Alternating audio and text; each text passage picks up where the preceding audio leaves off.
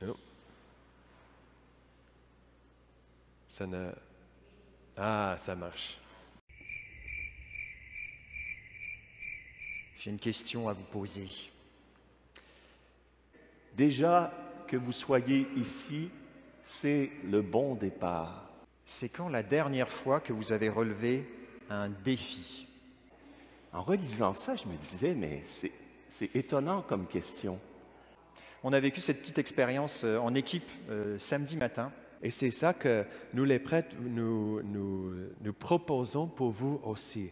C'est quand la dernière fois que vous avez été confronté ou choisi de relever un défi?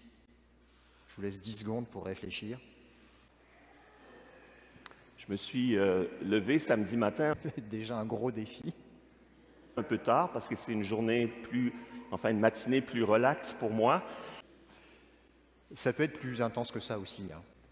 Donc, ça montre que le procès n'est pas aussi court que ça. Désolé de vous l'annoncer, mais si c'est ça que vous recherchez, vous vous êtes trompé d'église, il faut aller à une autre porte. Et quand je suis arrivé dans la cuisine du presbytère, eh bien, la pile de vaisselle de la veille que mes chers frères ont accumulée. Stratégiquement, c'est quoi la vision? C'est quoi l'objectif? Comment, en donnant, nous libérons de l'espace?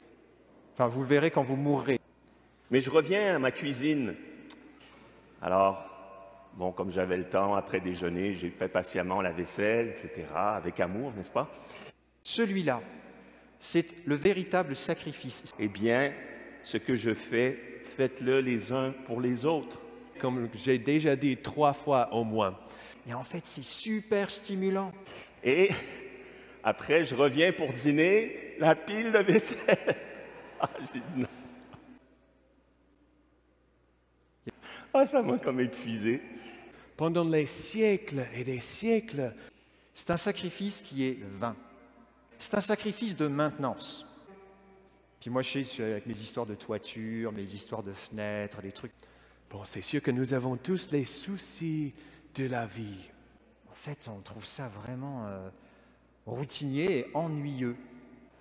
Ben, c'est sûr que moi, bon, il n'y a pas juste la cuisine où il y a du désordre, il y a ma chambre, il y a mon bureau, les papiers s'accumulent. Bon, je suis bon, donc c'est pas nécessaire de changer, je reste comme je suis. Je prends soin de moi et puis encore soin de moi. En fait, il n'y a rien de meilleur. Il faut espérer et espérer et espérer encore. Mais je me disais, mais c'est fou, le temps qu'on passe. Puis c'est intéressant de comprendre pourquoi. Donc, c'est sûr que nous sommes là avec nos soucis, avec nos faiblesses, avec tout cela, On essaie de lui plaire. comme un petit bébé. Il n'avait pas l'air d'un king, tu vois ce que je veux dire? Dieu est tanné. On a l'impression que chaque dimanche, c'est la même lettre, mais c'est juste que l'auteur, il reprend dans chaque chapitre la même idée. Il n'en peut plus.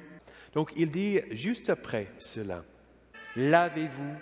Ça sent le renfermer. On dirait que tout ce qu'on fait, ça génère du désordre. dans les beuveries, l'ivresse et les soucis de la vie. C'est pas bon. Parce que c'était le tohu-bohu. Il ne veut pas que nous soyons envahis par la peur des choses qui se passent. Vous voyez ce qu'on veut dire? On n'ouvre plus les fenêtres. Ça se passe dans beaucoup de maisons, surtout en hiver quand il fait froid. Ça sent le renfermer. Et puis, mon chéri, il faudrait que tu mettes de l'ordre dans tout ça. Il faut ouvrir les fenêtres et sortir. Ça circule, ça respire, ça ventile. C'est ça la volonté de Jésus pour nous.